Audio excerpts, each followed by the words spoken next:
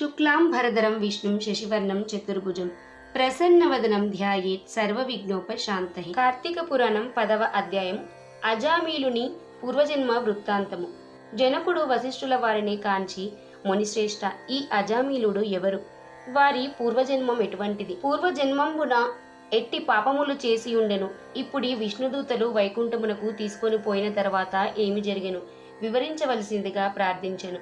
అంత ఆ మునిశ్రేష్ఠుడు జనక మహారాజుని కాంచి ఇట్లు పలికెను. జనక, అజామీలుని విష్ణుదూతలు వైకుంఠమునకు తీసుకొని పోయిన తరువాత యమకింకరులు తమ ప్రభువగు యమధర్మరాజు కడకేగి, ప్రభు తమ ఆజ్ఞ ప్రకారము అజామీలుని తీసుకొని వచ్చుటకు వెళ్ళగా అచ్చటకు విష్ణుదూతలు కూడా వచ్చి మాతో వాదించి అజామీలుని విమానమెక్కించి వైకుంఠమునకు తీసుకొని పోయారు. మేము చేయునది ఏమీ లేక చాలా విచారించుచు ఇచ్చటకు వచ్చినారము అని వైకంపుతులై విన్నవించుకొనిరి. ఔరా, ఎంత పని జరిగను! ఎప్పుడు ఇట్టి విధముగా జరిగి ఉండలేదే. దీనికి బలమైన కారణము ఏదైనా ఉండి ఉండవచ్చును అని యముడు తన దివ్య దృష్టితో అజామీలుని పూర్వజన్మ వృత్తాంతము తెలుసుకొని, ఓహో, అదే సంగతి. తన అవసాన కాలమున నారాయణ అని వైకుంఠవాసుని నామస్మరణ చేసి ఉండెను. అందులకు కాను విష్ణుదూతలు వచ్చి వానిని తీసుకొని పోయిరి. తెలియక కాని తెలిసి కాని మృత్యు సమయమున హరినామస్మరణ ఎవరు చేయుదురో వారికి వైకుంఠ ప్రాప్తి తప్పక కలుగును. కనుక అజామీలునకు వైకుంఠ ప్రాప్తి కలిగెను కదా అని అనుకొనెను. అజామీలుడు పూర్వజన్మలో మహారాష్ట్ర దేశమున ఒకానొక శివాలయంలో అర్చకుడిగా ఉండెను. అతడు తన అపురూపమైన అందం చేతను, సంపదల చేతను, బలము చేతను గర్విష్ఠి అయి వ్యభిచారి అయి శివారాధన చేయక శివాలయం యొక్క ధనము అపహరించుచు శివుని విగ్రహము వద్ద ధూపదీప నైవేద్యములు పెట్టక దుష్ట సహవాసములను మరచి విచ్చలవిడిగా తిరుగుచుండెడివాడు. ఒక్కొక్కప్పుడు శివాలయంలో పరమేశ్వరునికి ఎదురుగా పాదములుంచి పరుండెడివాడు.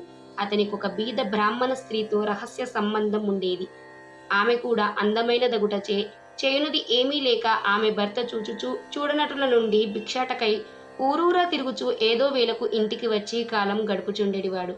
ఒకనాడు పొరుగురికి వెళ్లి యాచన చేసి పెద్ద మూటలో బియ్యం కూరలు నెత్తిన పెట్టుకుని వచ్చి అలసిపోయి, నాకు ఈ రోజు ఆకలి మిక్కుటముగా ఉన్నది, త్వరగా వంట చేసి పెట్టుము అని భార్యతో అనెను.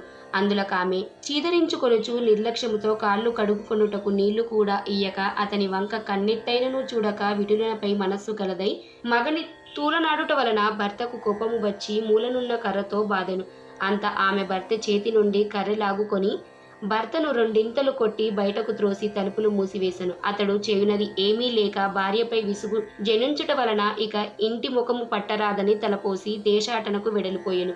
భర్త ఇంటి నుండి వెడలిపోయినది కదా అని సంతోషించి ఆమె ఆ రాత్రి బాగా ముస్తాబై వీధి అరుగుపై కూర్చుండి ఉండగా ఒక చాకలివాడు ఆ దారిన పోవుచుండెను. అతనిని పిలిచి, ఓయి, నీవి రాత్రి నతిక్రీడ సలుపుటకు రమ్మని కోరెను. అంతటి ఆ చాకలి తల్లి, నీవు బ్రాహ్మణ పడతివి, నేను నీచకులస్తుడను, చాకలివాడిని, మీరీ విధముగా పిలుచుట యుక్తము కాదు, నేనెట్టి పాపము పని చేయజాలను అని బుద్ధి చెప్పి వెడలిపోయెను. ఆమె ఆ చాకలివాణి అమాయకత్వమునకు లోలోన నవ్వుకొని అచ్చట నుండి బయలుదేరి ఆ గ్రామ శివార్చకుడి కాడకేగి తన కామవాంఛ తీర్చమని పరిపరి విధముల బ్రతిమాలి ఆ రాత్రంతయు అతనితో గడిపి ఉదయమున ఇంటికి వచ్చి, అయ్యో, నేనెంతటి పాపమును ఒడిగట్టి తిని అగ్ని సాక్షిగా పెండ్లాడిన భర్తను ఇంటి నుండి వెడలగొట్టి క్షణికమైన కామవాంఛకు లోనై మహాపరాధము చేసి తిని అని పశ్చాత్తాపమంది ఒక కూలివాణిని పిలిపించి కొంత ధనమిచ్చి తన భర్తను వెదికి తీసుకురావాల్సినదిగా పంపెను.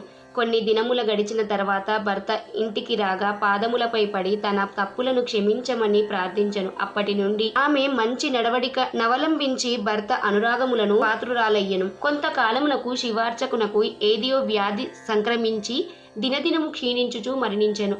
అతడు రౌరవాది నరక కూపములబడి నానా బాధలు పొంది మరల నరజన్మమెత్తి సత్యవ్రతుడను బ్రాహ్మణోత్తమునకు కుమారుడై కార్తీక మాసమున నదీ స్నానమున చేసి దేవతా దర్శనము చేసి ఉండుట వలన నేడు జన్మముల పాపములు నశించుట చేత అజామిలుడై పుట్టెను. ఇప్పటికీ తన అవసాన కాలమున నారాయణ అని శ్రీహరిని స్మరించుట వలన వైకుంఠమునకు పోయి బ్రాహ్మణుడు భార్యయగు ఆ కామిని కూడా రోగగ్రస్తురాలై చనిపోయెను. అనేక యమయాతనలు అనుభవించి ఒక మాలవాని ఇంట జన్మించెను. ఆ మాలవాడు ఆ పిల్ల జన్మరాశి చూపించగా తండ్రి గండమున పుట్టినదని జ్యోతిష్కుడు చెప్పాడు. మాలవాడ శిశువుని తీసుకొని పోయి అడవియందు వదిలిపెట్టెను. అంతలో ఒక విప్రుడు ఆ దారిన పోవుచు పిల్ల ఏడుపు విని జాలి కలిగి తీసుకొని పోయి తన ఇంట దాసికిచ్చి పోషించమనెను. ఆ బాలికనే అజామీలుడు ప్రేమించెను. వారి పూర్వజన్మ వృత్తాంతమిదియే. నిర్మలమైన మనస్సుతో శ్రీహరిని ధ్యానించుట, దాన ధర్మములు, శ్రీహరి కథలను ఆలకించుట, కార్తీక మాస స్నాన ప్రభావముల వలన ఎటువంటి వారైనను మోక్షమొందగలరు. కాన కార్తీక మాసమందు వ్రతములు, పురాణ శ్రవణములు చేసిన వారు ఇహపర సుఖములు పొందగలరు. దశమాధ్యాయము 10వ రోజు పారాయణము సమాప్తం.